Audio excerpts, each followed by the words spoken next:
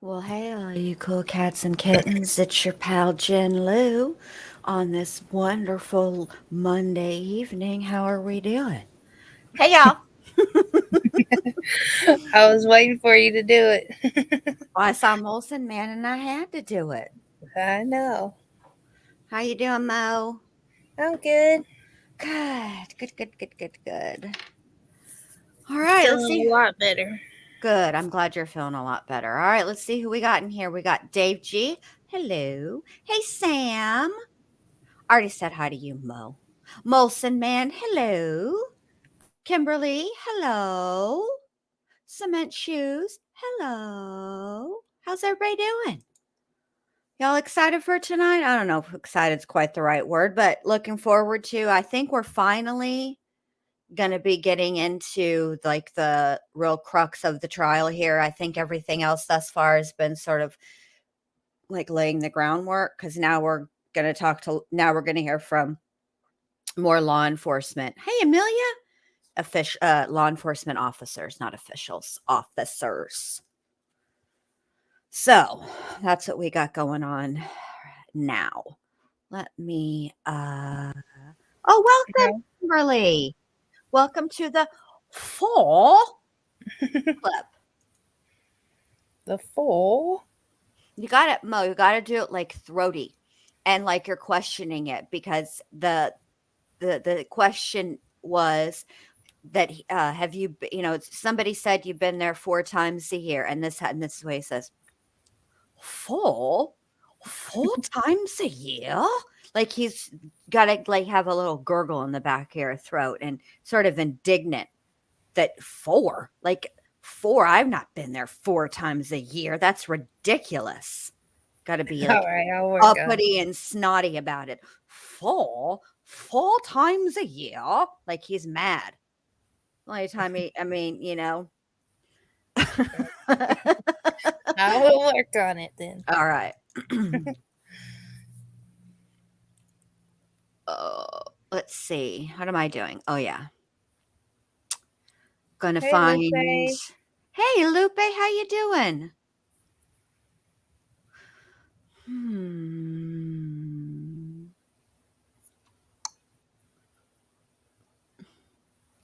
I need to move this over so I don't have to scroll so much. Stop talking to me so much, Mo. I'm just I have to scroll. Oh, I didn't think about that. Yeah. I could send it to myself and then it would be at the bottom, but I'd rather just be like, "Stop talking to me so much, Mo." Just kidding. Hey, Hey, Shmita. Hey, hey, Nonstop Mom. Shamita. Nonstop Mom. Hello. How y'all doing? Let me see. Who are we on right now? Already did this person and this person and this person. All right. Holy moly. I know. There's a lot of people. I'm telling you. Mo told me today that I want y'all to brace yourselves, okay? Prepare yourselves. Um Ezra's testimony is 8 hours. Okay. So I'm hoping that the way I can do it is to uh break it up or work it out. So hold on. Work it out so that it ends up on a weekend. Stop playing. I didn't push play yet. Jeez, Lou, YouTube. Calm down. Anyway, I'm hoping that how I can get it to end up being is so that it ends up that when it's time to do her testimony, it's like on a Friday or Saturday, Friday, Saturday, or even Sunday night. And then Jason's is way down the list, Lupe. We've got about 11 billion and 3 law enforcement officers and like 2 nurses to go. Um, but so I was thinking we could break it up like over the weekend, go, listen to as much as we can over the weekend, so there'll be each night, so it won't be 8 hours, or even break it up in half of 4 hours. This 4 hours is a long time too. Yeah, I can't broke it even. up into 8 videos, but You made 8 1-hour videos? well, some of them are hour and a half. Holy guacamole. But I Well, didn't know how you wanted to do it, so I just did it like that to be just no, in it's case. perfect. No, you did it perfect, and we'll just work our way through that. It'll be it'll be it'll be swell. Don't you worry your pretty little head. It's going to be all fine. Plus, for some reason, when I upload something that's like 2 hours, they remove it, saying it's too long. So I just stick with an hour just in case. That's weird. Huh. Wonder why they do that. I know. So you'll have to go through like YouTube terms of service and see if maybe there's, because I know that they do have certain Yeah, I gotta send a video of my face in or my ID or something oh, to be able to okay. do longer ones. Well, I think because I'm sure they're worried that you're uploading like movies, Yeah. So yes, yes, yes, yes, yes. Right, Molson Man? Tear Bear was one of the ones they deleted, and I had to do her all over again for the Why don't you sixth just, time. it would take, well, if you would have just sent in a 2-minute video of your face, it would have saved you 87 hours of hassle. Well, I didn't know that was what it was meaning when it said that. What did it say? I can't even remember. I'm sure it was very clear. Send your video is too long. To have longer videos, we need a video of your face. No, I'm they sure. just deleted it. But I Yeah, remember when I first started the channel, uh-huh. it said at first I had to verify it to even upload. And then I could only upload so many videos a day. And then it says something about send a video to verify. I don't know. I said not now. And then the next thing I knew, they deleted 2 videos. Send the video of your face. I will. Do it now. Well, I can't right now. Well, obviously, but and by the end of the week, I'm going to check in on you, Mo. I'm going to nag you every single day. I'll have to find out where I can do it because it was a pop-up that I deleted. So I'll have to look for it. Oh my gosh. Hi, Heather, whatever. Yes, that's right. Sam's got it. They wanted to see a pretty face for a change. All right. So y'all ready to hold on. I got something in my eye. Y'all ready to get started? This one is Yes, ma'am. a long one. It's like an hour and 20 minutes. So get comfy. Oh, Okay. I really got something in my eye. All right. Hold on. All right. Here we go.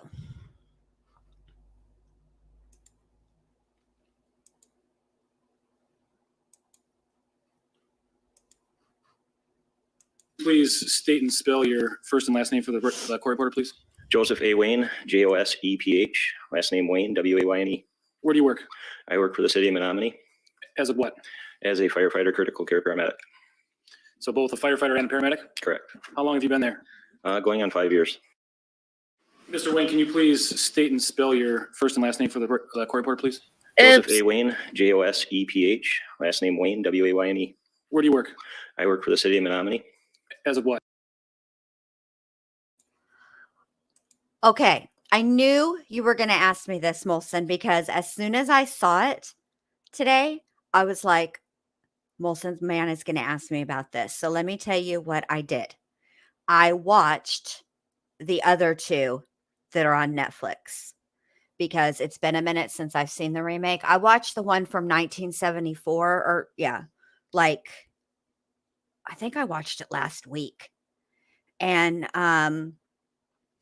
so then I watched the other 2 ones from 2003 and then 2006, I think it is.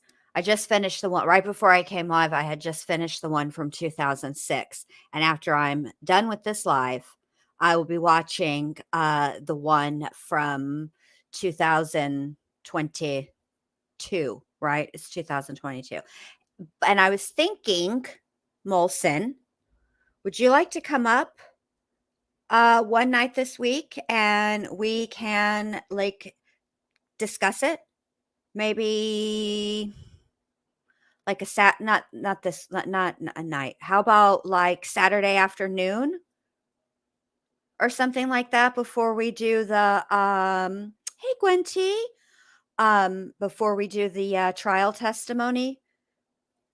Okay, cool. Well, email me and we'll figure out a schedule for that. And I'll make I'll set a time and I'll set the stream and all that business and send you the link and everything because I've been dying for it to come out. And because Leatherface is one of my favorites. Horror characters. Because I don't really consider Texas Chainsaw Massacre a slasher because it's a little deeper than that. But anyway, we'll work it out and then we'll have like a discussion, like a review, as it were. So you all have from now until Saturday to hit up the Netflixes and watch it so that no spoilers will be given. All right. My very first ever date, we rented that movie. Did you? Yeah. You know, the very first date I ever had with my husband, we rented Natural Born Killers and A Clockwork Orange. It was true love. As a firefighter, critical care paramedic. So both a firefighter and a paramedic? Correct. How long have you been there? Going on 5 years. Any prior either firefighter or paramedic experience before that? I was paid on call for Menominee Fire Department just as a firefighter prior to that for several years as well. What training do you have to be, we'll start first with firefighter and then describe paramedic. The firefighting aspect, there's about two years of classes. Hey, Heather, I'm currently a whatever. firefighter 2 certification by the state of Wisconsin, as well as a hazmat technician. As far as a paramedic, you have several steps to go through from EMT basic up through advanced EMT to paramedic, and that's about a 2-year process as well. What are your daily responsibilities in your role? My daily responsibilities, I'm almost always on the ambulance. So I'm responsible for patient care, diagnosis, things of that nature, as well as maintenance and checks on the drugs and equipment. And Do you work with a partner? I do. And are there different roles for each person in that partnership? Yeah, if you're on the ambulance, you're either going to be the driver or you're going to be the primary patient caregiver, the medic. Does that alternate, or are you always the driver, or are you always the caregiver? It alternates. So you're qualified for both positions? Correct. Were you working March 22nd, 2018? I was. Were you dispatched to E7614 430th Avenue? Yes, And that's in Dunn County, correct? correct. What is Do it you with recall if these the people dispatch occurred at smacking about gum? 4:19 Who raised PM? these people? Around there. And what was the initial report? Hold on, I We were got called to for push a pause young real woman quick. found it. Okay, so Cement Shoes, I just want to tell you, I'm definitely going to check that one out, but I also want you to check out the channel We Watched a Movie because they do the same thing and they're funny too. So I want you to check that out. I want you to check that one out. If I'm not going to make you, but do it. All right, here we go. Because you won't be, hey, not yo mama. Aw, Welcome hey. to the 11 billion club. I'm so glad to see you, babe. I haven't seen you in a long day. I'll miss your face. Okay, here we go. I can't get past all this freaking look. It's one thing to chew gum, all right, but these people have been chewing gum like a cow chews cud. They're smacking. It's so gross. I can't. No. Inside of a residence. What was the condition that So you were nasty and given at that point, sour. if you recall? Can I look at my report? Did that Yeah. refresh your memory? If you Yes, it spit would. the gum in it, you nasty.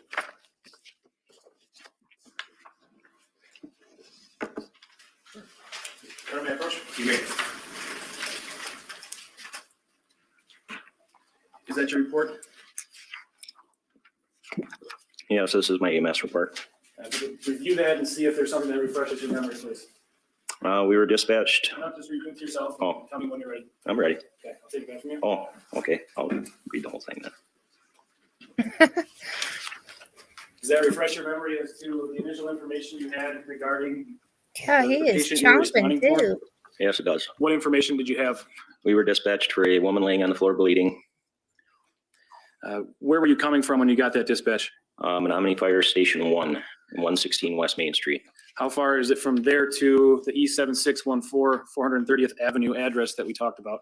Around 10 minutes by lights and sirens. Were you the driver or the primary paramedic that day? I was medic that day. Who was the driver? Josh Rumsauce?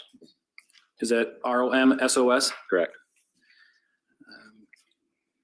Does it sound accurate that you arrived on scene? You said it was about 10 minutes away. You left at about 4:19, so you arrived at about 4:29. Yes. That sounds correct?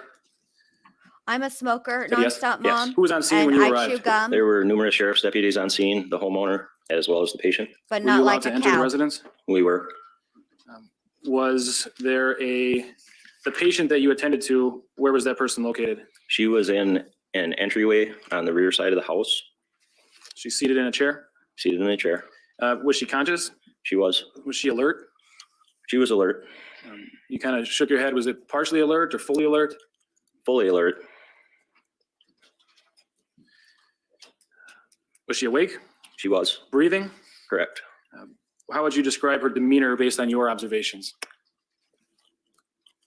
She was sobbing kind of uncontrollably. It was hard to get her to answer any questions. She would not tell us who she was, things of that nature. Did you ask her her name? I did. Did she tell you her name? At that time, she told me a name, which I don't recall what she told me. Does Monica Carlin sound familiar? That sounds familiar.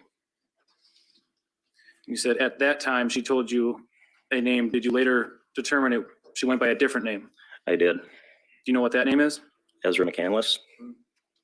Did you ask her where she lived? I did. Did she tell you? Not directly. What does that mean? She mentioned an address in Stanley, and she also mentioned Eau Claire, but she was very nonspecific. She didn't give you an address? No, she did not. Did she mention anybody that she lived with? No, she did not.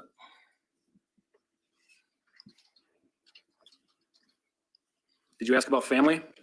I did. Did she provide you any information about her family? No, she did not. Did you ask her what happened to her? I did. Did she tell you? She did not. Did you ask her where whatever happened to her happened to her? I did, but she did not give us a location for that as well. Did you ask her how she got where she was? I did, and again, she did not give us information on how she arrived where she was. Did you have an opportunity to observe her clothing? I did. Is it fair to say there were cuts and tears in her clothing? Yes. Were they muddy? Yes.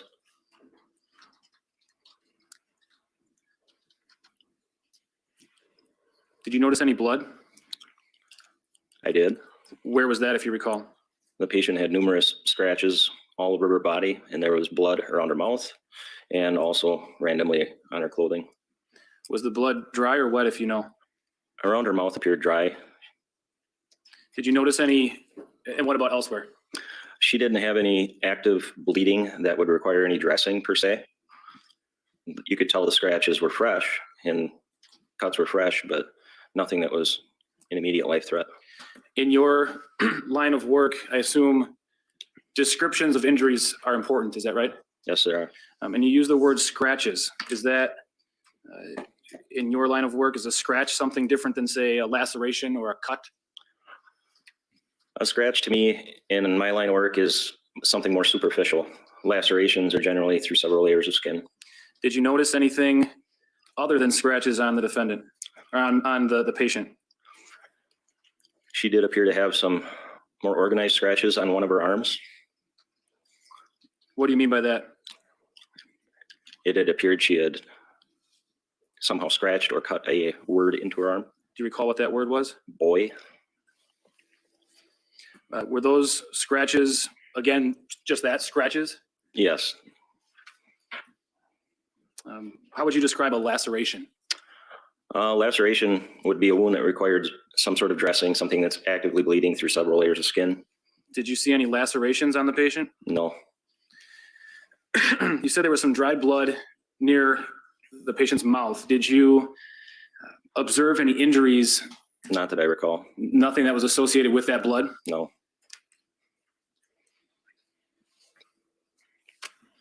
Did the cuts appear to be fresh, scabbed over, I'm actively done bleeding? with you. they were fresh, however, not actively bleeding. And I'm sorry, when I say cut, that's the scratches that you described, correct? Yes, And that's pretty much does your right. answer stand for each of the locations you observed scratches? yes, it does. Did the patient complain of any pain? She did. What did she say? She complained of abdominal genital area pain.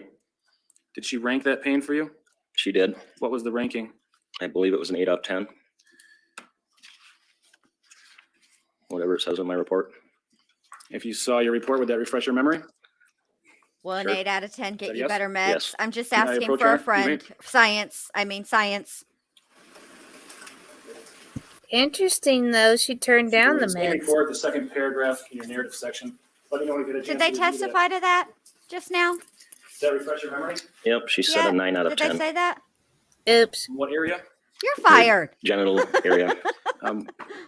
When you received that No, I'm information, just ragging on what's you. the I next really step don't- that you I'm take? just curious why she ranked it so high. I've already done a physical assessment of the patient. That's what I thought. Didn't know any active bleeds or hemorrhage or fluids from that area.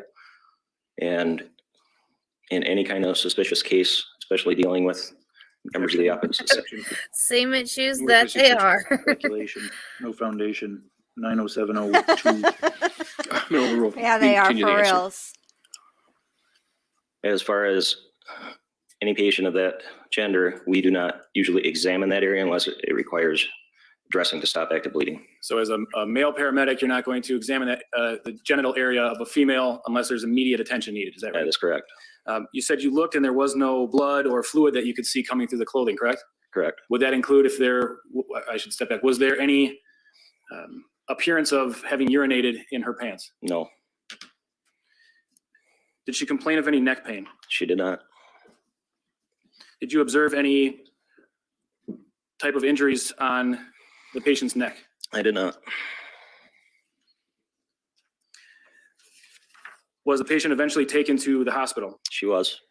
I'm sure I could hazard a guess as to why By she ambulance? refused the Yes. the pain How meds. did the patient get from the room that she was seated in on a chair to the ambulance? She walked out to her cot, positioned herself upon it. Is that standard practice if someone's going to be transported that they're positioned on a cot? In this instance, yes, So the pain wasn't enough that she had to be carried there. correct. What ambulance was she, or what hospital rather, was she taken to? Mayo Eau Claire. Where were you during the ambulance ride? I was in the back of the ambulance. Providing care? Correct. Are you checking for vitals at that time? We are, What do you monitor vitals for? just to see how the patient's doing. See if there's anything that needs immediate assistance? Correct. Was there anything out of the ordinary for the vitals? Her vitals at that time, given the situation, I didn't see anything out of the ordinary.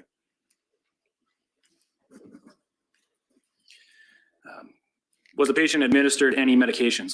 She was. What was that? She was given Zofran. What is Zofran administered for? Zofran is administered for nausea. The patient complained that she may throw up, so we started an IV, gave her the Zofran to prevent her from throwing up, make her more comfortable. Do you recall if she actually did throw up? She did not, however, as a paramedic, Zofran administered prior to a patient vomiting is That's preferred. usually, yes, it's preferred, better outcomes. Is Zofran ever administered for pain? No, Was any pain medication offered? it was. What was the patient's response? She denied pain medication, stating that it scared her. Yeah, During the scared her drive- she'd be out of it and not and accidentally on How purpose was accidentally tell the the patient's truth. demeanor at that point? She was still rather worked up, but she did calm down during the drive. Were any medications that would cause somebody to calm down administered? Not by me. What happened once you arrived at the hospital? We arrived at the hospital. We met a deputy there who had followed us in the ambulance bay. The patient is taken into registration, where there I learned she had provided us with a false name. And then I gave report Objection, to, move to strike the characterization. Overruled. It's just characterization. Go ahead. You can continue your answer.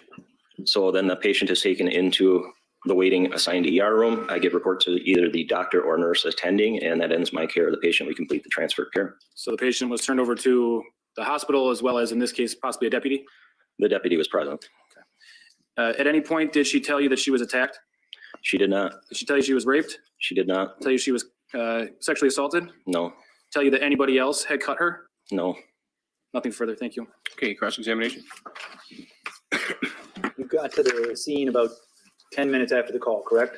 Yes. Other people were already there, correct? Correct. Including law enforcement, correct? Law enforcement and the homeowner. And you, the information that you were provided is that the homeowner had found her inside on the floor, correct? Correct. That's the information that was given to you. That's the information that dispatch gave us. And when you got there, she wasn't on the floor. Yep. Agreed? She was sitting in the chair. And so sometimes information is inaccurate that you get, correct? That is correct. Sometimes either you hear it differently from dispatch or dispatch is summarizing something and it's not exactly accurate. Agreed? I'd agree to that. Just because that's the case, it doesn't mean dispatch falsely informed you, does it? No. Sometimes people just make mistakes and don't say it exactly that way, correct? Yep. But you didn't choose to use the word falsely informed when describing what dispatch had told you, did you? No. You don't know what Ezra McCandless's birth name was, do you? No. You don't know why it is she initially said the word Monica when asked her name, do you? No. You got there after other people were already there, correct? Yes. You don't know if she'd already told somebody she'd been attacked, correct? Correct. You don't know if she'd already tried to explain what it is that happened to her, correct? Correct. Your job wasn't as an investigator to gather information, it was to try to provide care, correct? Yes. You don't know if by the time you got there, she'd already vomited. Correct. You knew that she needed something to make sure that she wouldn't vomit, correct? Yes. And so you administered, as you said, 4 milligrams of Zofran, is that right? Zofran, yes. Zofran, correct? Yes. And some of the main side effects of that include lightheadedness, is that right? Sometimes. Dizziness, correct? Sometimes. Drowsiness, correct? Sometimes. Tiredness, correct? Sometimes. It's all patient dependent. Sure. But you'd given her that medication, which may have those side effects, correct? Yes. Then essentially, when you got there, she was sobbing uncontrollably, right? Yes. As you put in your report, I think you told the police she was constantly crying and complaining of pain, right? Yes. Fair to say she was hysterical? Yes. And then after that, you gave her this anti-nausea medicine, is that right? Yes. Which works by blocking serotonin, Serotonin. is that right? Yeah. And then after she'd been given that medication, her mood and affect changed. Her demeanor had changed prior to that. She was able to communicate with me more. Okay. And she had calmed down prior to the administration of the medication. And so how or why it is she came to calm down, you don't know, correct? Correct. She was in a certain condition when you first arrived, right? Yes. And then over time, based upon the care that you had been provided, her condition improved. Sure. Yes. I imagine that's kind of why you're there, right? That's why we're there. Make people feel better, right? Yes. Yes. Make them feel safe, correct? Yes. If I'm sure that's part of your training is if there's nothing else you can do, it's to give somebody a feeling of safety. Yes. And that's what you did, right? Yes. When she was, when you were asked questions on direct, you'd said, I believe, she did not tell you things. Is that right? Correct. It was more of she was unable to tell you things. Objection calls for speculation. Sustained. She didn't tell you, I'm not answering your questions, did she? No. She didn't refuse to talk to you, did she? No. She said, I don't know quite a bit, right? I don't recall. When you say she did not tell you things, it was literally, that's all you meant by it. No judgment. It's just she wasn't able to provide that info. She did not provide certain information, correct? Yes. And why it is she didn't provide that information, you don't know. Agreed? Correct. What you do know is that she was sobbing uncontrollably when you first got there, right? Yes.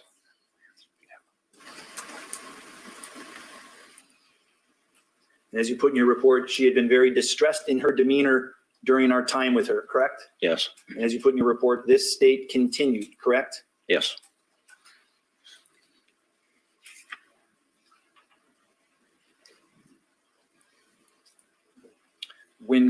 Once you were there She was essentially under your constant supervision, is that right? Yes, Until you brought her to the hospital and turned her care over to somebody else, correct? yes, She was never alone when you were there. no, And then you turned her over to somebody else to keep their eyes on her, right? yes, Take care of her, right? yes, You didn't document the things that you did or you did not see, did you?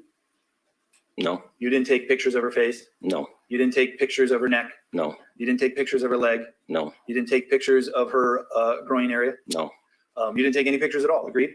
correct, You've not been shown pictures from the hospital, correct? no, So what injuries were or were not documented by people at the hospital when she was unclothed, you don't know, correct? I do not know. You're just saying, I don't remember seeing certain things, correct? Yes, But just because you don't remember seeing them doesn't mean they weren't there, agreed? it's fair to agree, yes, You were probably paying attention to, certainly paying attention to her, but you weren't like checking her over for marks, so to speak, agreed? agreed. That's all, thank you. Can you redirect? No. Okay. All right, Mr. Wayne, you may step down, and I believe you'd be free to go. Okay, please be seated if you please. We're going to pick up at 2:45 on that clock. Can we just discuss one thing? I don't know if, I'm gonna wait till the door closes completely. Okay. I don't know if Deputy Reeves is going to, or actually Officer Reeves is going to testify this afternoon for sure or not. But if he does, when Officer Reeves meets with the defendant at the hospital, he interviews her on two separate and distinct occasions. We are going to ask about the first time he meets with her. We do not intend to ask him any questions about what the defendant told him or even about the second time he meets with her. So under our understanding of that, under the rule of completeness, counsel can ask questions about the first interview, but not the second. They are distinct in time. They are separated by interviews of by Officer Reeves with the defendant's adoptive father, with the defendant's mother, and the second interview includes a social worker from the hospital. So they're distinct interviews, and I do not believe the rule of completeness, just because he interviewed her twice, allows the second interview to be brought in. So we just want to point that out when Officer Reeves testifies, and it's our position, unless counsel can express a good reason why the second interview comes in, which is not part of the first one. I just want to point that out, that that's our position on it. And if counsel wants to review that and try to make a determination on that. Okay. Okay, that's all that I have on that. Again, I don't know if counsel wants to address it now or if Yeah, I don't want to take up argument now, but if it's, anyone has any authority on that, because what I'm assuming is that Mr. Nelson is trying to ask questions of Officer Reeves about that second interview, the state's going to object in hearsay. Yes. So I didn't want to take it up right now. We'll take a break. We'll take it up after, or at the point where Officer Reeves, but if either counsel has any authority they want the court to look at, get that prepared and get it to the court. Okay, something I else? don't Mr. have a Nelson? legal, factually, it's not clear to the defense, the distinction between those two.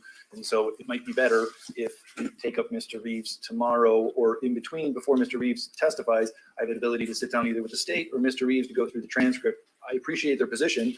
I'm not trying to mislead, but it's not clear, and I want to make sure I get the facts clear. And so we might need a bigger break before Mr. Reeves testifies is all I'm saying. Okay, when do you you have anticipate? transcripts, if we can get a copy of them. I don't have a transcript of those interviews. So if you have a transcript, if we can make a copy of it, we can probably do that.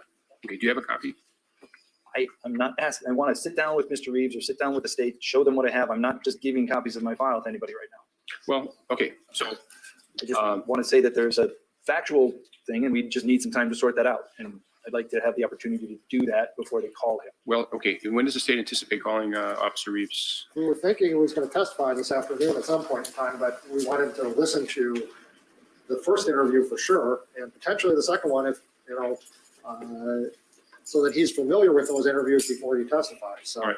Well, I'd appreciate it if counsel would at least just, preliminarily, if you can work something out and reach some sort of understanding, that would be helpful. So at least we know where you differ and then what the court will have to. I'm about to skip through all of this because I don't care about Mr. He Reeves. wasn't on our list of people today, and so this is one of the reasons where I understand trials are fluid and dynamic, just because of those reasons.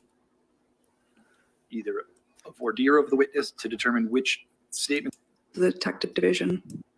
first. It may be that they're accurate. I just want a chance to check that first.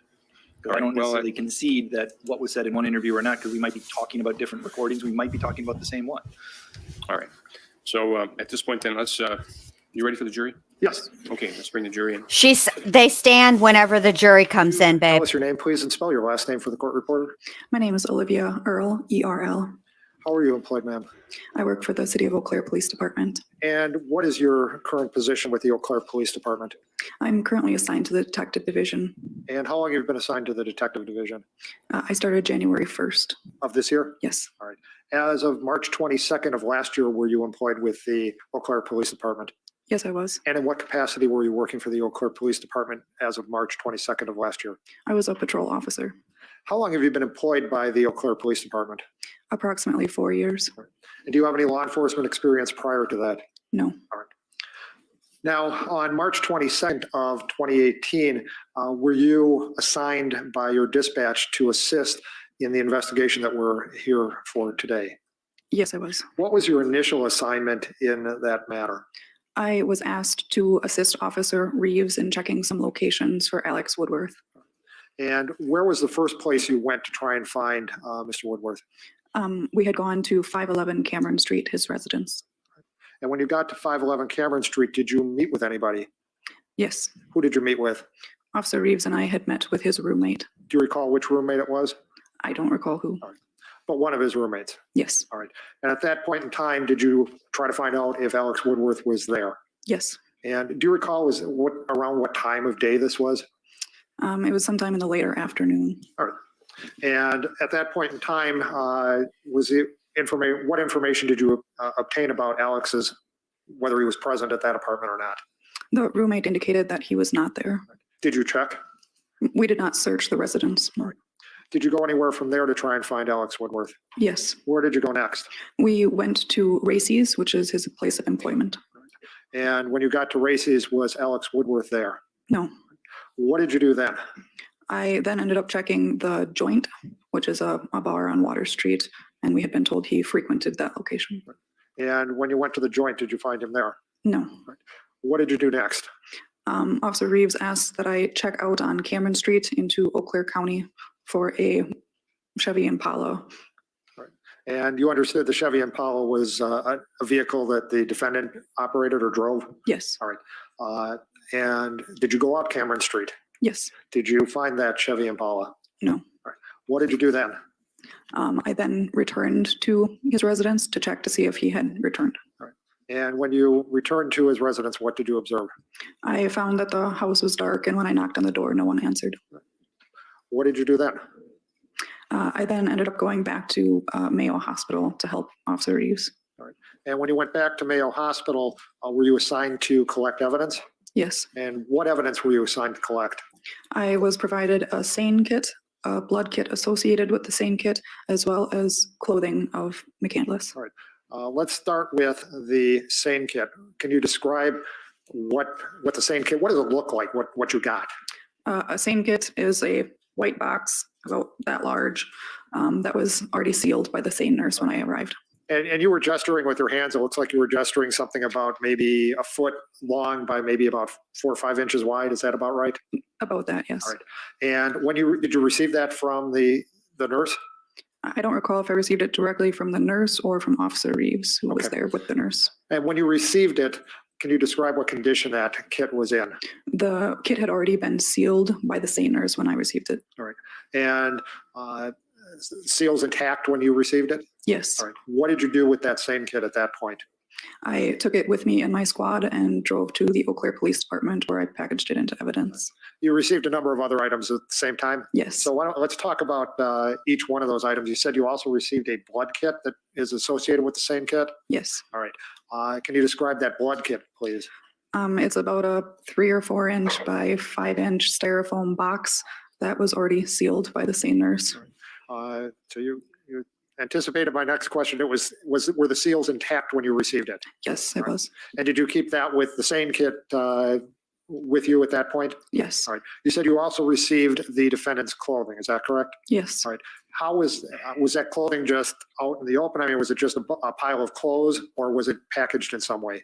No, the clothing was packaged into different paper bags. And do you remember how many paper bags offhand? I don't recall the number of them. It was more than one. All right. So there were a number of paper bags. Can you describe the condition of those bags? Were they sealed or unsealed? They were unsealed. I believe the flap was just folded over on them. All right. And what did you do with those paper bags after you received them from the hospital? I took them to the police department where I packaged them into evidence. All right, let's talk then about transport of, and especially those paper bags, which you said were folded over but not sealed. Did you ever, while you were transporting, actually after you received them and as you transported them, did you ever open any of those paper bags up? No, Did you ever make contact in any way with the contents of those paper bags prior to getting to the Eau Claire Police Department? no, Now, you get to the Eau Claire Police Department. Were the seals on the two items, the same kit and the blood kit, still intact when you got to the police department? yes, they were. And now you're at the police department. What do you do with, first, we'll talk about the same kit and the blood kit. What do you do with it? With the same kit, I put evidence tape over the top of the nurse's tape that she had and sealed it further and put my initials on it. All right. And then what did you do with that? Then I placed it into an evidence locker that I locked. All right. And how about the blood kit? The blood kit, I placed evidence tape on that, initialed it, and placed it into a refrigerator. And is that refrigerator in a particular room, or is it like in a place where you guys have your lunch? No, we have it in a separate area where we have like drying booths and other evidence type material. And it's a locked room. You have to have a key card to get in. All right. And you have to have a key, and only people that are authorized to go in there are allowed in there, I assume? Yes. All right. And then you had these paper bags with the clothing items in them. Yes. What do you do with those? I took the individual paper bags and simply put them all into one larger paper bag and sealed that bag All right. And how did you seal it? with evidence tape. And after that bag was sealed, what did you do with that larger bag now that contains all of the separate bags with clothing? I placed that into an evidence locker with the same kit and locked it. All right. And prior to placing those individual bags into there, did you ever have any contact at all with the contents of any of those individual bags? No, Did you do anything to alter the contents of any of those individual bags? no, Did they leave your possession prior to your placing them into a large bag, sealing it and placing it into an evidence locker? no. I have no further questions for Officer or Detective now, Earl. Thank you. All right, Mr. Nelson, cross-examination. Good afternoon. Want to ask you some questions about the bags of, that had clothing in them, okay? Mhm. Is that yes? Yes, Did you ever look inside the bags? no, You ever make visual observations of what was in those bags? no, Was there any writing on the outside of the bags that you saw that, said socks, shoes, underwear, shirt, sweater? no. There was only hospital tags on there. Okay, and what was on the hospital tag? Ezra McCandless's information. And you don't know how many bags there were? I don't remember. In my report, I had indicated several. All right, and did you document any place anything other than several? I don't recall that I did. Okay. And after you took those bags, you put them all into one bag, right? Yes, Put that in the evidence locker. yes, And then after that, you don't know what happened to them, other than they stayed there, correct? yes. But at some point, do you know somebody went in, took them out, sent them to the crime lab? Do you know that information? I don't know what happened after I put them in the locker. Okay, and you've never been shown any pictures about the potential contents of what those were? No, You have no idea? no. Okay, that's all. Thank you. Just one question, if I could, Your Go Honor. ahead. Did all of the individual bags that you obtained, did all of those go into that larger bag? Yes, they did. Thank you. That's all I had. Thank you. Any recross? Okay, thank you, Officer Early. May you step down? Could you? Hey, tell us your where's Kenny? name, How's please, it spell your last going? name for the court reporter? Sure, it's Chad. Last name is Stedel, S-T-E-D-L. And how are you employed, sir? City of Eau Claire Police Department. And do you have any particular role with the City of Eau Hey, Claire Police where's Department Kenny? currently? Yes, I'm assigned as the lead examiner within the Chippewa Valley Regional Computer Forensics Lab. All right. Let's break that down a second. What is the Chippewa Valley Regional Computer Forensics Lab? Correct. So CVR-CFL, it's a digital forensics lab. It's comprised of the Eau Claire Police Department, the Eau Claire County Sheriff's Department, Altoona Police Department, and the Department of Justice Division of Criminal Investigation. And what do you do? We do digital forensics examinations. And what are digital forensics examinations? Primarily, we're doing cell phone examinations at this point. So Hey, we'll do Max. computer cell phone exams where we will obtain data from those devices for investigations. Hey, Max. So basically, you're trying to find out, right? Something like this, you're trying to find out what all is in there. That's correct. Okay. Perfect summation, cement shoes. How long have you been Absolutely. employed in that capacity? Approximately 10 years now. All right. And how long have you been in law enforcement? Approximately 22 years. do you have any specific training or education to allow you to do computer forensics? Yes. And can you describe briefly that training and experience? And then I've got a document that I'm going to have you take a look at and talk about. Sure. So it's a unique position within law enforcement. So we've done, I probably have over 1,000 hours of digital forensics training with computer devices, cell phone devices, maintain a couple certifications within those fields. So certified forensic computer examiner, certified mobile device examiner through some international organizations. I'll see your 1,000 hours in international organizations and raise you one Schmieda and the ward team. Nothing will go unsearched. You may, Detective, I've handed you what has been marked for identification. I'm sorry, just like, Deja, you can. Yes. So, okay, I'll make sure I give everything to you. Thank you. I handed you what has been marked for identification as exhibit number 552. Can you tell me what that document is? That's my curriculum vitae.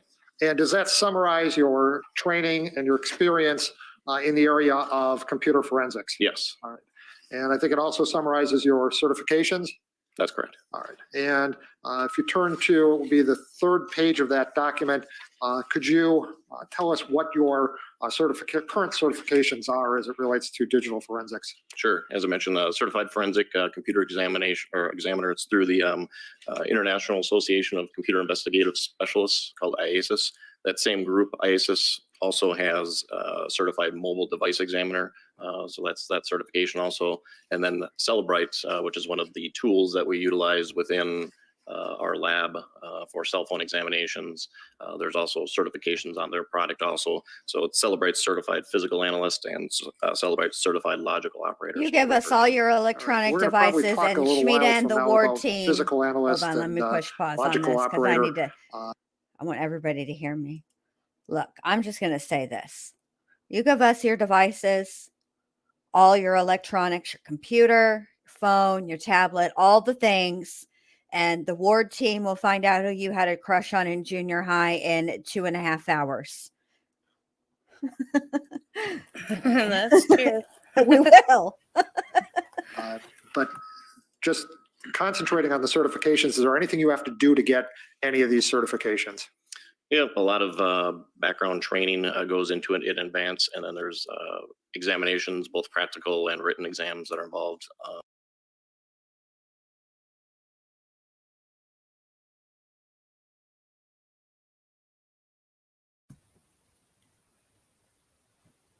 Am I stuck?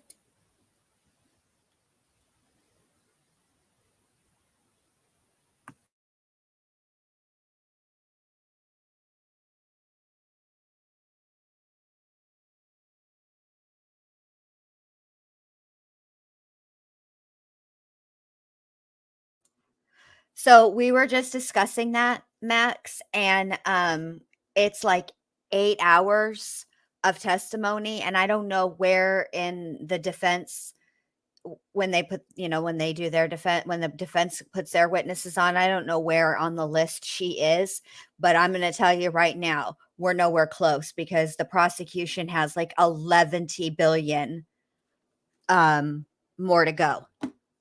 So They renew at various different times, usually 2 to 3 year periods. All right. And so you have to renew these every so often? That's correct. All right. And are you current on all of these certifications at this point? Yes. And did you have these certifications at the times when you were doing work as it related to this case? Yes. All right. And were all those certifications current at those times? Correct. Are you also a member of any professional organizations relating to examinations or forensic examinations of computers and other devices? Yes, I am. And what organizations are you a member of? So it's the International Association of Computer Investigative Specialists that has those previous 2 certifications I mentioned. There's also the High Technology Crime Investigators Association is another organization. Wisconsin Association of Computer Crime Analysts or Investigators, I'm sorry, it's called. It's WACCI. And a different one is related more to crime scene certifications or memberships is the Wisconsin Association of Identification. Thank you. I'd move the admission at this point in time of Exhibit 552, Your Honor. Any objection to 552? No. All right, Exhibit 552 will be received. Right. I want to talk, Detective, a little bit about the general process of trying to do an examination of different types of devices. And let's start with cell phones. You get a cell phone in your lab, and the detective assigned or officer assigned, whoever it may be to that case, tells you, I want you to download this phone. What's the process? How do you do that? So we'll receive a phone in evidence. We go through some procedures where we might photograph it and do some documentation of it before we actually get into it. But ultimately, we'll use. Let's stop there a second. Why would you want to photograph it or document the phone at the time when you're first starting your analysis?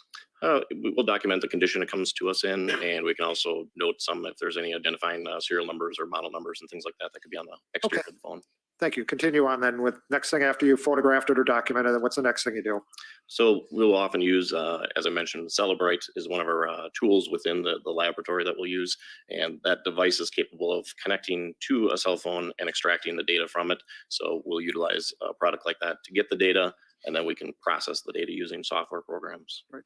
Do you, before you start your analysis of a phone, do you do anything to try to protect your analysis or to keep from anything changing the data on that phone? Correct. Depending on the type of extraction we're going to do with the device, we'll attempt to extract the data in such a fashion that does not alter any of the data prior to extracting. Right. Yep.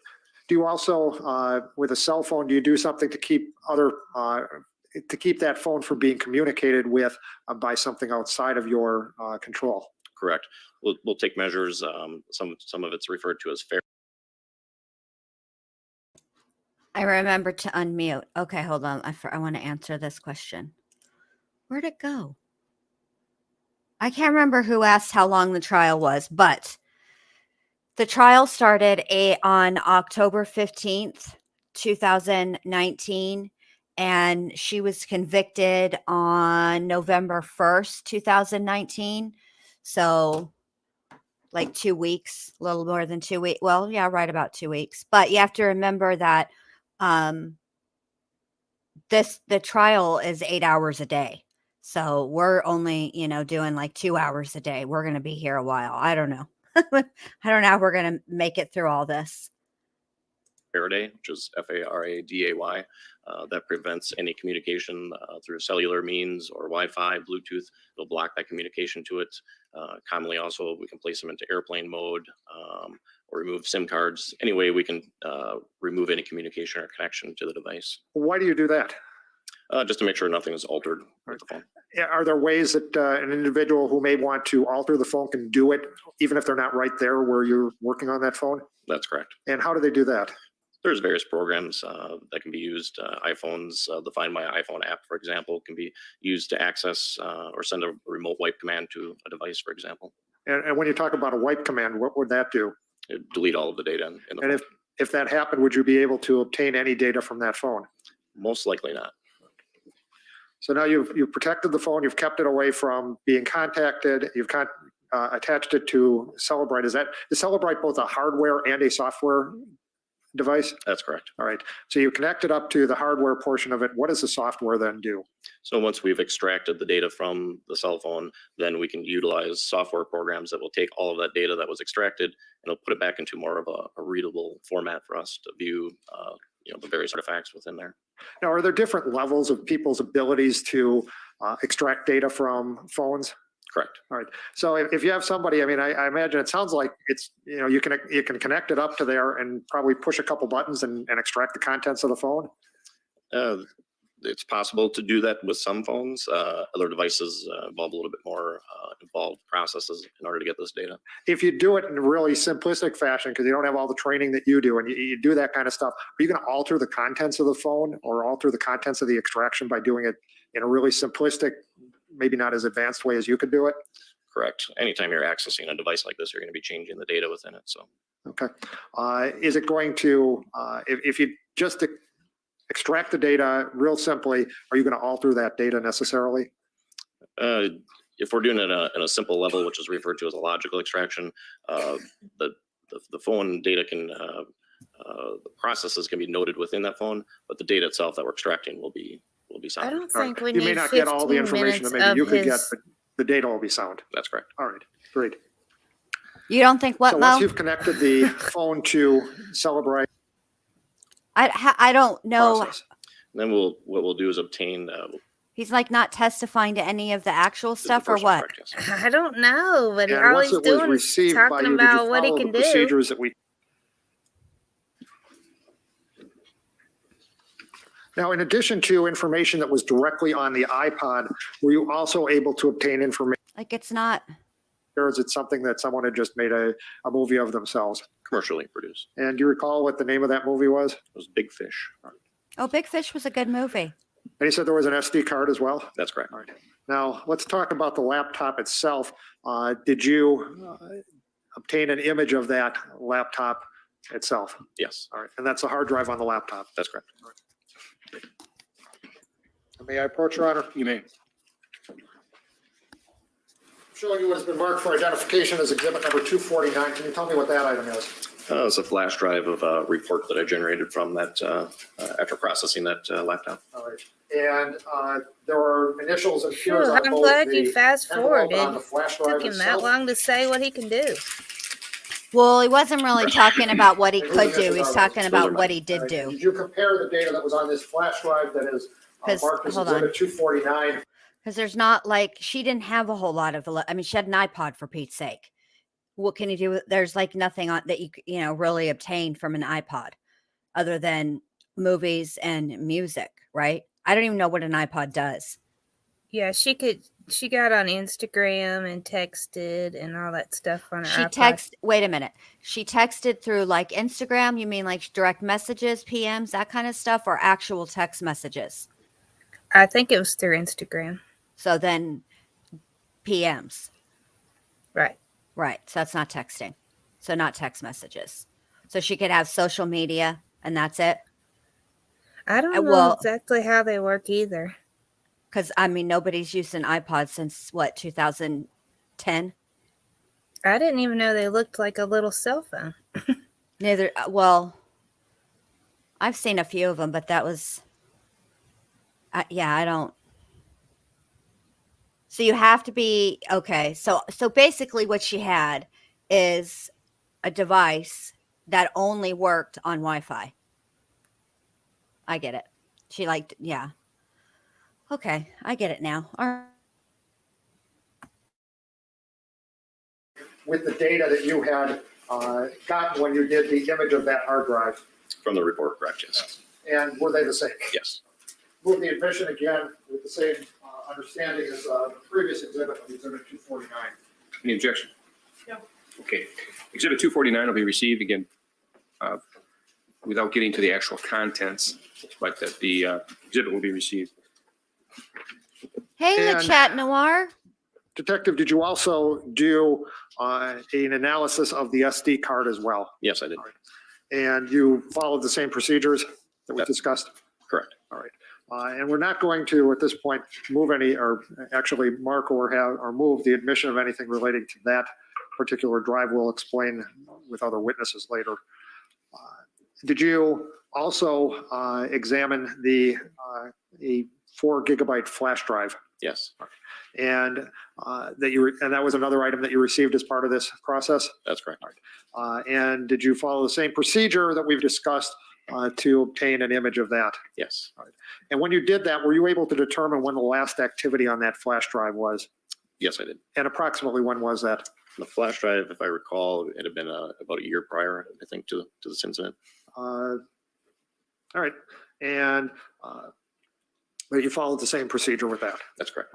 And did you also have a 32 gigabyte SD drive that you were asked to analyze? Yes, And did you follow the same procedures with that one? that's correct. And were you able to determine when the last activity on that 32 gigabyte SD drive was approximately? Again, it was much prior to this incident. But you created the report and for that as well as the 4 gigabyte flash drive. That's correct. I do not have any other questions for Detective Stedall, Your Honor. Thank you. All right, Ms. Fishman? Thank you, Your Honor. I just have a few questions, Officer Stubble, or your Detective. detective now. Sorry about that. So let me, 1 minute. They want my mic. All right, so let me just quickly ask you, I understand that there's these 3 kinds of extractions that you can do with a Celebrite: the logical, the file system, and the physical extraction, right? Generally correct, yes. Generally speaking. Yes. So with the I say iPod, skip him. did you do the logical, They refer to it as an advanced logical correction. advanced logical? So you didn't do the file system extraction, did you? No.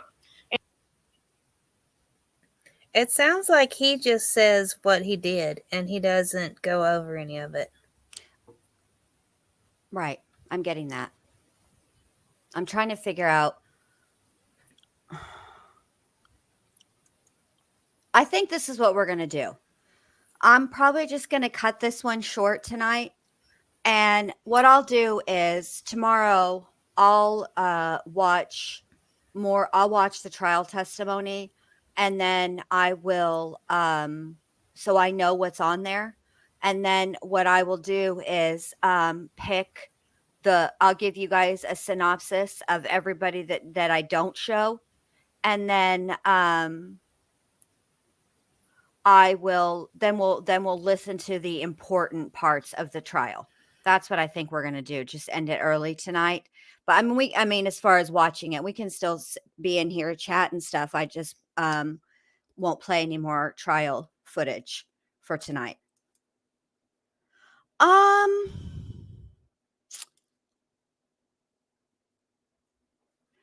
Well, I don't think I can say a number because I don't think that for me it's the number of wounds that would matter as much as where the wounds were.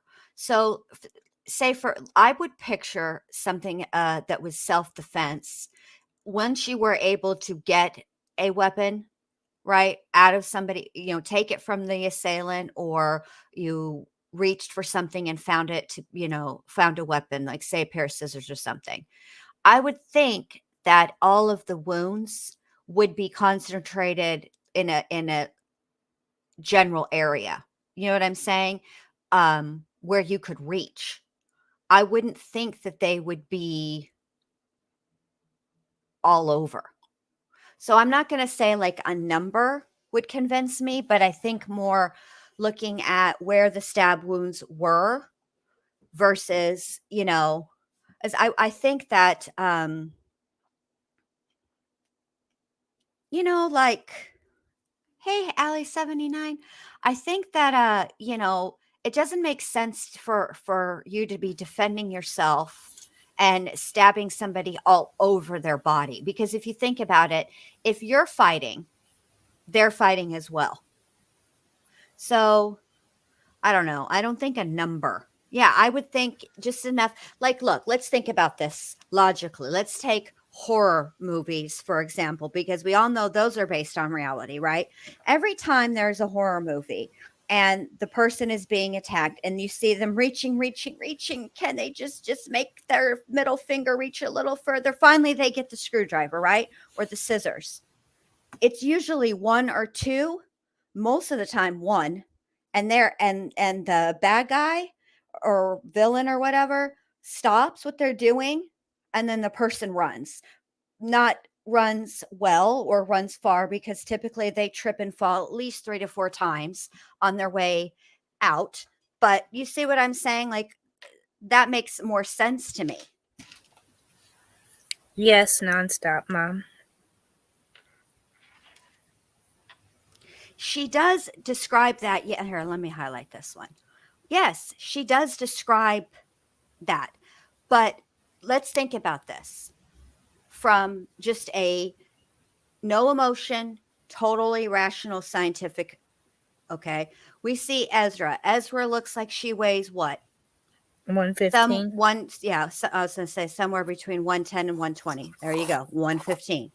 Alex weighed what? 150, 155, somewhere in there. Isn't that what they said? I don't remember his Yeah. weight. Okay. So you're in a vehicle and you're, I think, in the front seat, or it doesn't even matter, just in the vehicle, and something heavy is on top of you, i.e. another person. As you're trying to get away, all of the wounds should be, if they're on top of you, and you got the knife away, all the wounds should be to their back because you're able to reach your arm around, right? Not to their front. Maybe I can see the neck, not to the thigh, not to the groin. That makes no sense. That's the problem. It's where the wounds occurred. That is going to make it very difficult. My mind is still open, but yeah, the head, that makes sense. The head makes sense. The neck, the back, that, arms, shoulders, that makes sense. The groin does not. I agree, unless you're getting SA'd and then you fight back and then you're just so mad that afterwards you just, go at it. You know what I'm saying? Mm-hmm. It turns into rage. But see, that's the thing. It stops being self-defense at a certain point. Right. And if the wounds that you inflict that are beyond what could be reasonably considered self-defense, you don't stop, then those wounds are deep enough and significant enough to be fatal, that's where you catch a charge. That's why she caught a charge. Well, let's think about it like this. We'll think Lorena Bobbitt. What did she do? She did not go in a rage and hack repeatedly. She did it in like 2 swoops. She left.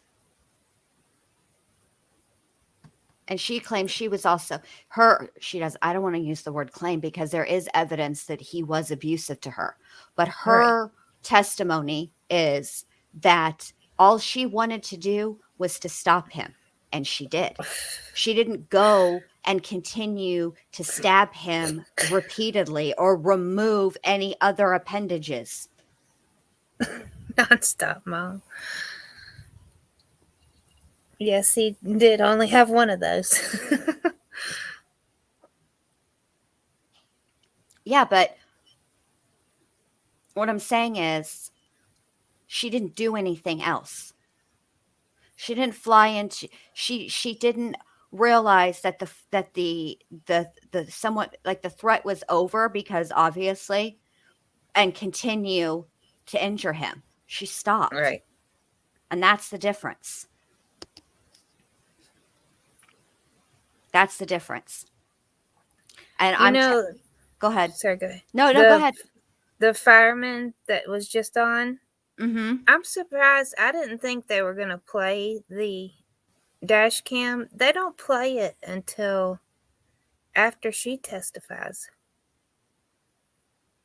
The prosecution doesn't play it, which after I hear it, I understand why. But Wait a minute. The dash cam from inside the fire engine? No, the dash cam from the police officers that arrived first. So actually, I guess it wasn't the fireman. It was the guy before. Mm-hmm. Emmer. Mm-hmm. I didn't think they'd play that. So I was shocked today when I was recording and it came on. The defense played it. Yep. Well, of course they played it. Why were you shocked? Well, because they talked about it, and they even asked Emmer about his dash cam, and he said it wasn't. Or no, they asked him about body cam, I guess, wasn't it? And he said he didn't have signal. Yeah, but I mean, I'm not surprised that the defense played it because when the no, I'm not surprised the defense played it. I just wasn't expecting it to be played, and I was like, so you were thinking that it didn't exist. Yeah. Okay. I got you. But I guess because I was thinking of what they asked him about body cam, and I wasn't thinking about dash cam. Right. I mean, look, here's the deal. I mean, This is why the state didn't use it. Because what that was going to show is when the officers arrived on scene, it was going to show Ezra disheveled, sobbing. And what does that, I mean, that doesn't prove anything one way or another. Right. You know what I'm saying? So the state has no reason to play it, but the defense has every reason to play it. Because they need for her to be the victim. They need the defense needs the jury to see Ezra as a bigger victim than Alex Woodworth, because the truth of the matter is, regardless of whether you believe it is premeditated, and again, I'm talking about the legal definition of premeditation, or it is out of self-defense, he is the one that lost his life. And so he's the victim. And so they need to show her as a bigger victim than Alex. Because truth be told, if you look at the pictures of Alex, and this means nothing to me, but it does to jurors, he looks very unassuming. He doesn't look like he would be aggressive. He doesn't, he doesn't look intimidating. He doesn't even have that, even when you see people that are like not in the best shape or whatever, but there's something to their eyes. I don't know another way to say it, but they have shark eyes. Yeah. They're very dark. There's no light to them at all. There's no shine. And, but he didn't have that. So, That's what I'm trying to figure out, Allie. After some more testimony, you'll understand even more why it's confusing. Of whether it was premeditated or spur of the moment or, whatever. But Mo, premeditated can be like 2 seconds. If she picked up the knife at any point, that's Well, I know, but I mean, premeditated. Like way planned. premeditated. Planned is the word you're trying to say. Planned. Right. Right. I think that what's going to be important is, I don't even know. I don't know. I think I'd like to hear from the DNA for the forensic testimony, because I'm curious as to what they have to say, how they analyze the scene, because I'm sure they looked at all of the blood and the pattern that the blood was in, and all of that business. So I'm curious to see what their analysis of the scene was. I am curious to hear or see from, I don't actually care that much what the detectives who interviewed Ezra believe, because if there's an interrogation video, I'd rather hear that and see what hear what she says and see her body language and how she reacts to questions. I think that would be very telling. Okay, they show, the only one they have her on video is when she went to talk about the other Jason. Mm-hmm.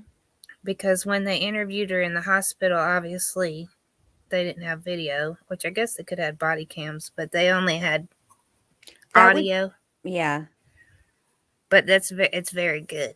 I thought it Well, brought a lot of it together. Yeah, I wouldn't If they were interviewing her at the hospital, it would probably be a detective, and they typically don't wear body cam. So it typically Right. just is audio if they're not at the office. So I would expect to hear some audio. If there is any interrogation footage after her arrest, I would like to see that. I would be curious about that. But as far as I don't I don't think there is any. I feel like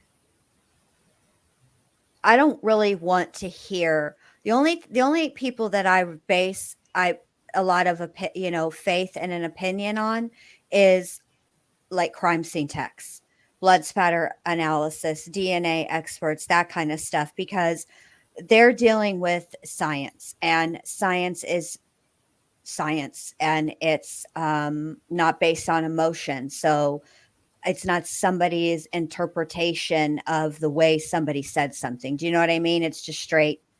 This is what the results are. This is the way the blood spatter looked, and from the blood spatter, this is what can be learned, or this is what likely happened. That kind of stuff I'm interested in. I don't really want to hear what now. The only other time that I ever want to hear somebody's opinion on a person is if it's a psychiatrist or a psychologist who's interviewing them. Their opinion and evaluation on a person and their behavior is very, very important. But as far as,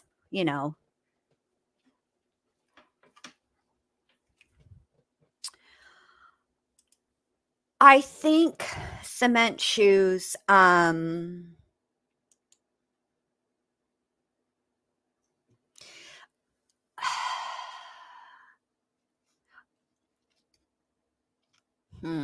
do I explain this? I don't think that the circumstances in this case, I don't think that the insanity plea would have been a good defense for her, Oh no, I don't either. because I don't think that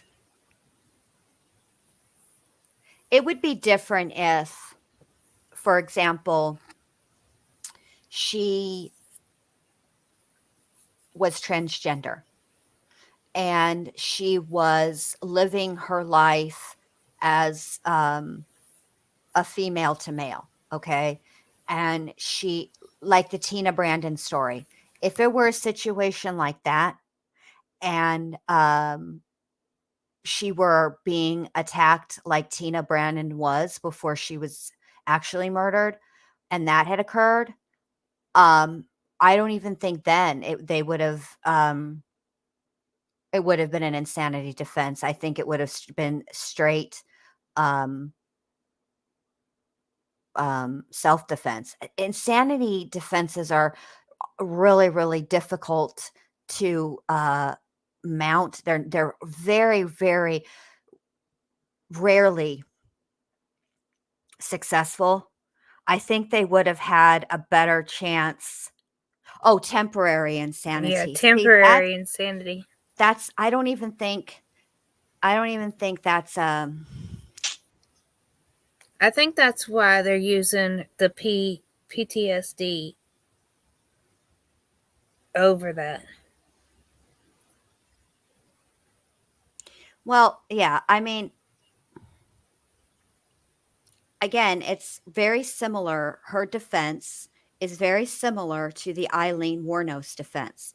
Their defense was essentially that because of her childhood and she did have so much trauma so young and for so long.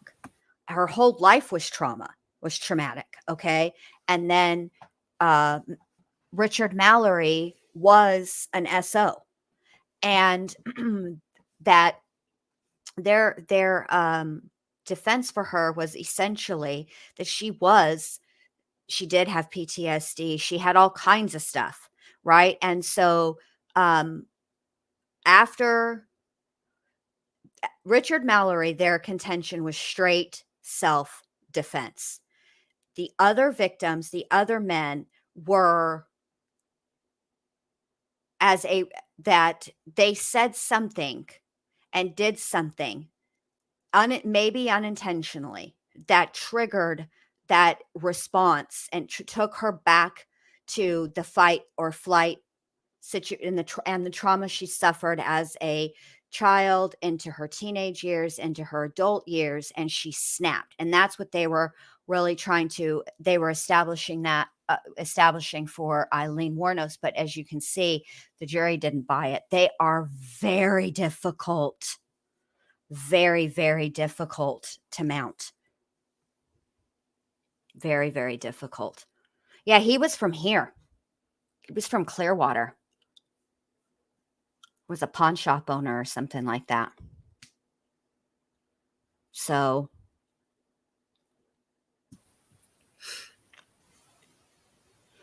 well, I think as far as I found that to be interesting because initially when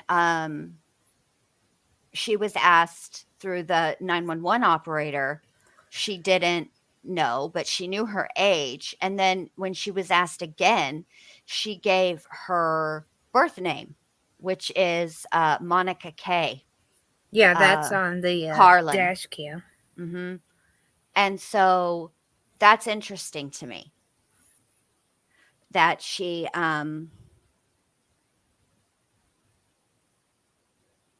agree with that cement shoes. I do. I 100% agree with that. I think that yeah, it was a grave I agree injustice too. done to her. Because I think that if the jury had been allowed to hear that evidence, I think that they may have found it. I think they may. I don't think they would have found her not guilty, but I do think that they would have found her guilty of lesser charges. And I think that the fact that Tyree Moore, she knew a whole lot more and now she may not have participated in the actual murders, but she was an accessory after the fact multiple times. And they needed her testimony, which they actually didn't need her testimony because all they ended up doing was getting her to call Eileen while she was wired. And Tyree told her to confess. And 2 hours later, she's in the police department, in an interview room confessing to it all. And she starts out with telling them before she says anything about anything that she wanted to do this because she wants to make it clear that her girlfriend had nothing to do with this. So I don't even think they should have given her a deal. It just makes me so anyway. Exactly, cement shoes. And the thing of it is, this is the thing that I think I even forget about it sometimes with Manson. So the first night is the Tate and the Sharon Tate, the Abigail Folgers. That's when that happened. That's the first night. Okay. After that, the second night, Manson was with them at the LaBianca home. He is the one that tied up Mr. and Mrs. LaBianca, and then he left because he was upset about the way that the Tate murder had gone down. It was too messy, too chaotic, and it didn't do what it was intended to do. Now, I've always found it interesting. I don't know if you guys have watched this, but Rob Zombie interviewed Manson while he was in prison. I think the show's called The Manson Tapes. And I actually think that the story he tells is true in that one. I do think that they killed Sharon Tate and the LaBiancas and Abigail Folgers. I do think that it was intended to get what's his name out of jail for killing the other guy. Yeah, he was at the LaBianca. Let me just Google that because I can't remember where I read that. As I was surprised when I read it too. I always thought, oh, he was never involved or anything like that, but I'm pretty like 97% sure.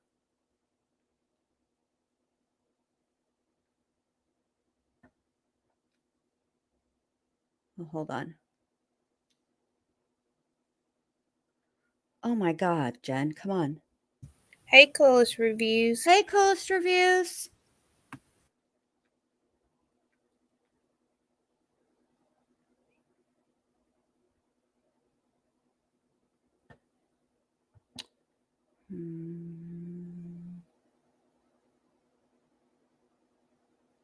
Hold on.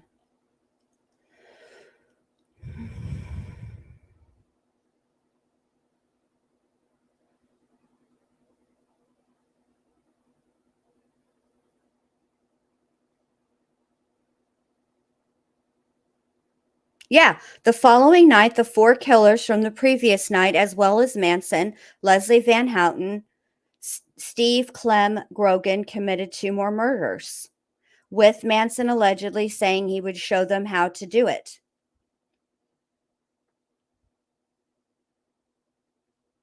Manson left with Atkins, Grogan, and Kasabian while Watson, Krenwinkel, and Van Houten proceeded to kill the couple.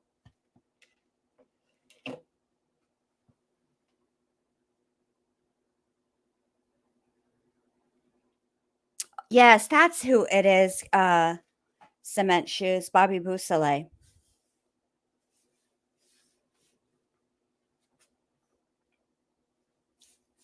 So, yeah, I think if you, I know that the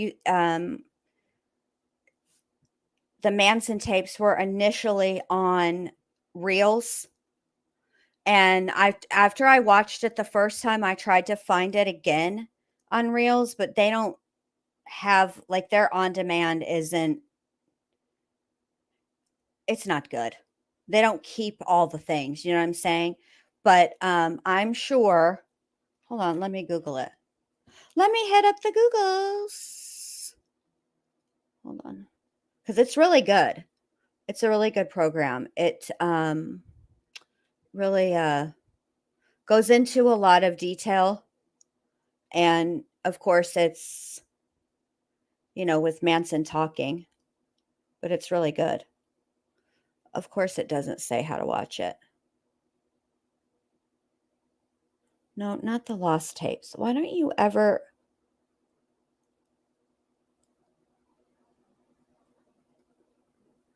hold on.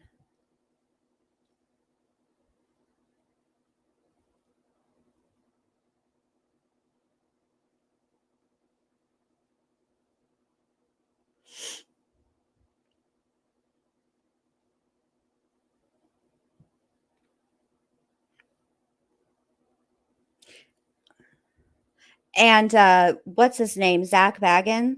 The Final Words. That's what it's called. My bad.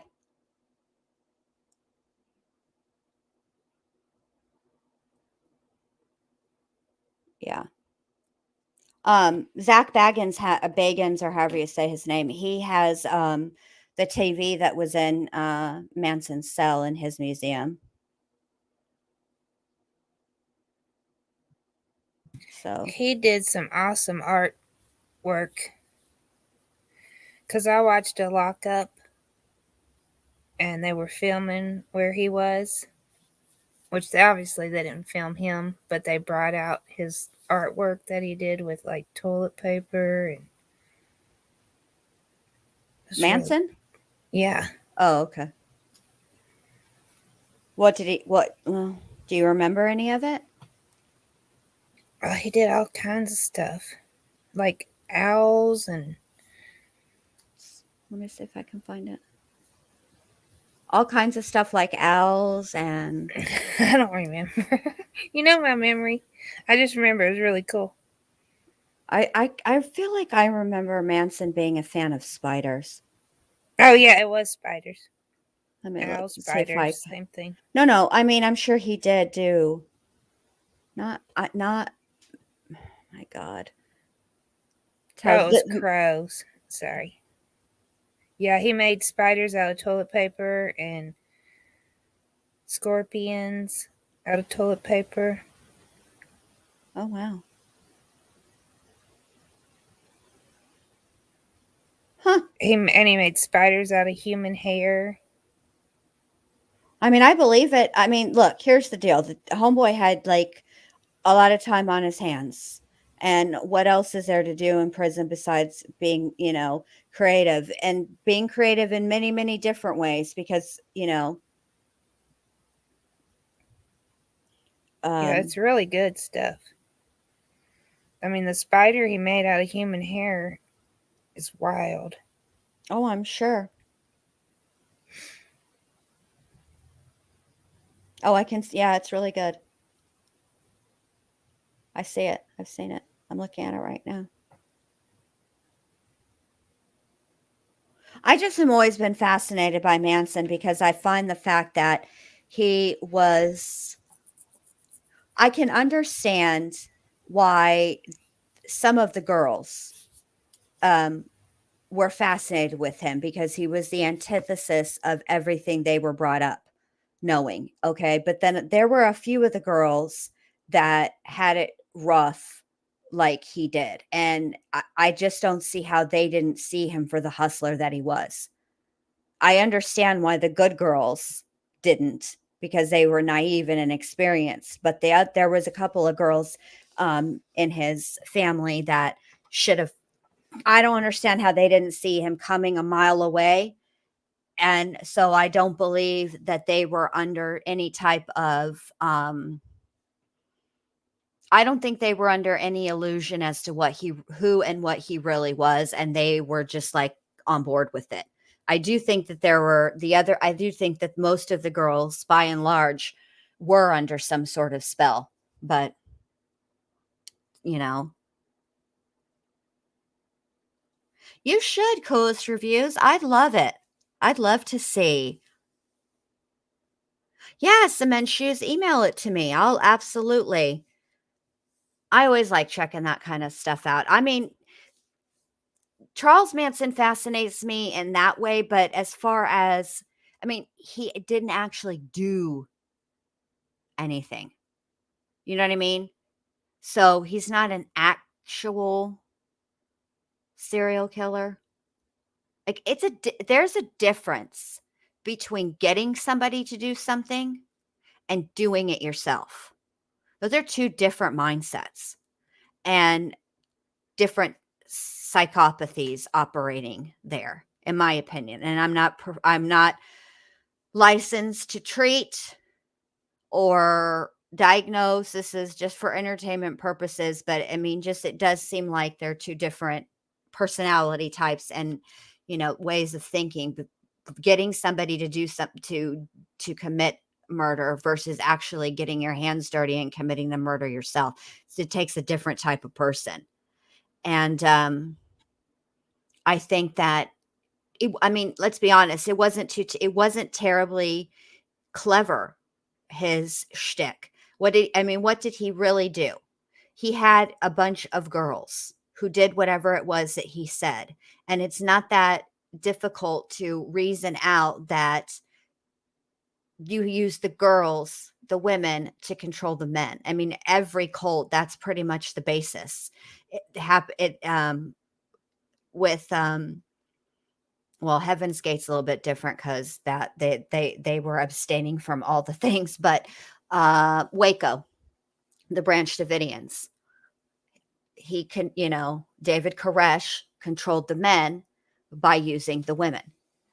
So it's not that elaborate. It's not that complicated. You know what I mean? So, Right.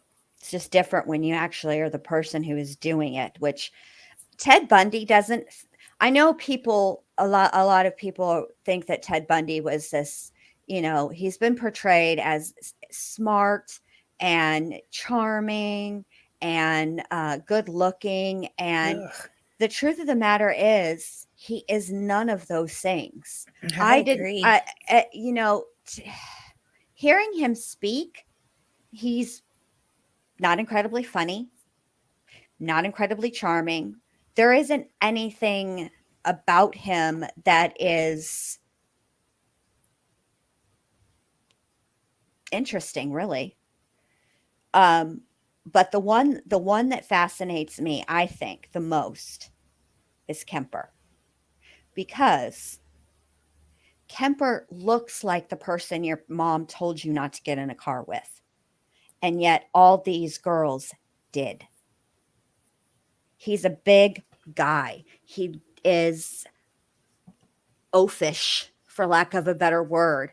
And they all got in the car with him. And I think that he is the one that interests me the most. I don't know why. I mean, that's probably why. Because I think,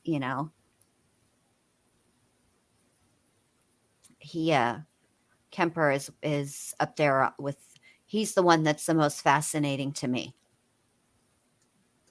Not really Gacy. I'm not that into serial killers. Yeah. I'm not into all of them. There's just a few of them that just like stand out. That are something about them that you're just like, why? Not why they did what they did, but how they were able to do what they did. Meaning how for Kemper, for me, just what I said, he picked up co-eds hitchhiking. These weren't like, these weren't street girls or anything like that. These were college girls. They were just your, average girl. And this guy was oafish, shy, not particularly charming. And he's literally what you picture back in the day when your parents told you about stranger danger. That this is literally the guy. So it just always fascinated me that how he somehow or another managed to convince people to get in the car with him. Exactly, cement shoes. He was. And that's what's crazy about him. Because, I mean, look, didn't he, I forget, was it his,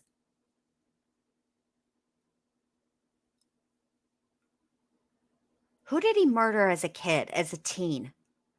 Was it his mother or his grandmother? I always get it mixed up. And he was sent to like a mental institution, and he was able to convince trained professionals. This is why he is so incredibly fascinating to me. He was able to convince trained professionals, people who are trained to spot the tells and, under grandparents, that's it. And all that business. And yet he schnookered them.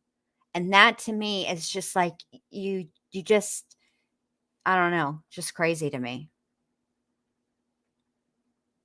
But anyway, I think I'm going to go ahead and call it a night, you guys. I thought he did murder his mom too. At the end. I was trying to figure out who he started with. Oh, okay. Yeah. I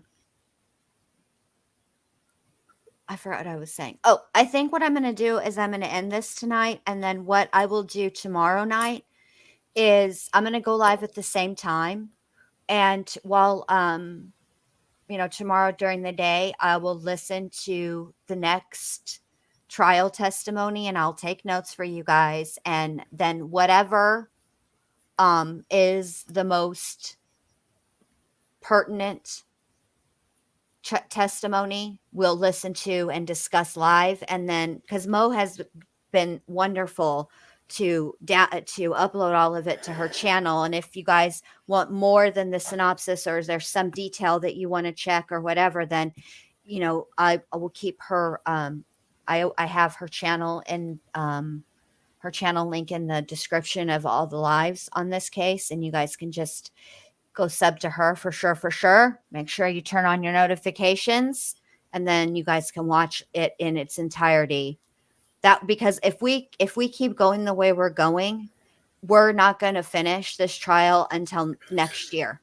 Right. I mean, you know, That's why I was like, you got to start skipping the outside of the jury yeah, because it's like 70 hours of recorded time. So yeah, it's a lot. It's a lot. So, yeah, that's what we'll do, you guys. And then that way, you know, we can get to because look, everybody wants to get to Jason and everybody wants to get to Ezra. And if we're going this way, it's going to Oh, be you four, cannot skip her. No, we're not going adoptive to dad. skip her.